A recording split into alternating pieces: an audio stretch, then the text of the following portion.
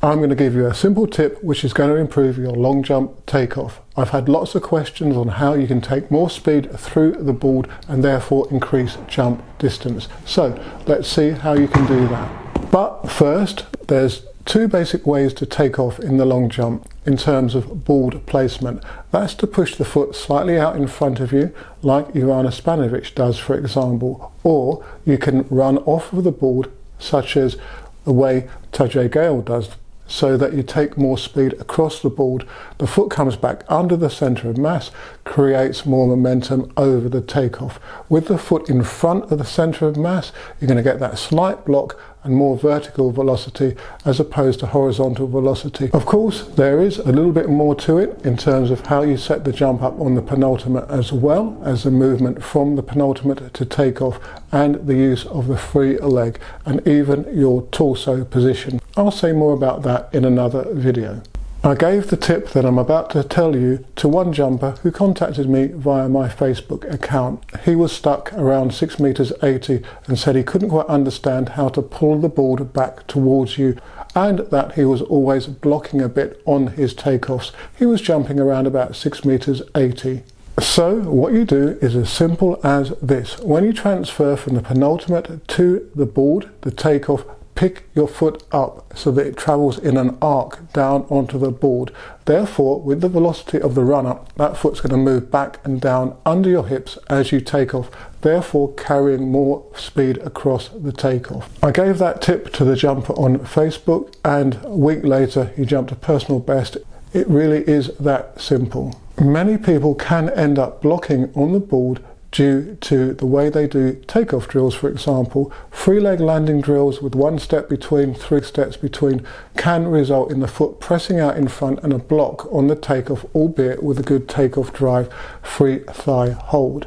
So when you try to do those drills in future, particularly from 3 steps, pick up the heel as you move into the takeoff to try to get more under the takeoff to get more velocity through the takeoff. That movement can literally throw you off of the takeoff and pitch your body forwards. So it may have a resultant effect on the need to change the mechanics post takeoff in terms of creating more of a hitch kick shape, controlling that forward momentum.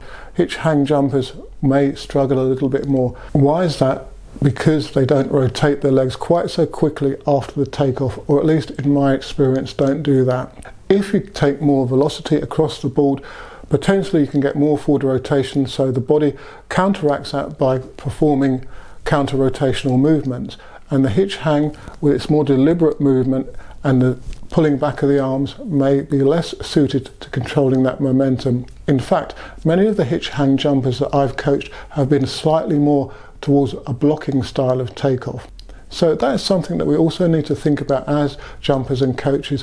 What suits a particular technique in terms of the takeoff? There is a lot more to the long jump takeoff than just the movement from the penultimate step into the takeoff. So if you do want to find out more, do check out this video here, which goes into detail about the last 3 steps, and this one here, which is all about takeoff specific drills. I've been signposting a biomechanics of the sprint start video, which I'm going to post in the coach athlete members area of the channel shortly. There's been a lot of interest in that, and it talks about how elite sprinters are better able to get to 10 meters faster than sub-elite sprinters, 10-20 sprinters versus 11 dead sprinters. So if you want to find out more about how they do that, then do consider becoming a Coach Athlete channel member. Head over to the channel's homepage and click on the membership button to get access to that area of the channel. There are over 40 videos there which deep dive into the very subject matters such as the biomechanics of the sprint start,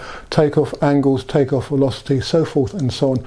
And I also provide you with my training blocks so you can see in detail how I specifically prepare my jumpers. So plenty of information that's going to improve you as an athlete or coach. Got any questions? Then drop them in the comment section below or through my other social media. And I'll be updating you a little bit about the type of training that we're doing in this block over the forthcoming weeks. Good luck with your training and any competitions that you've got coming up. We're about a month away from the season starting in the UK, so this training block is crucial.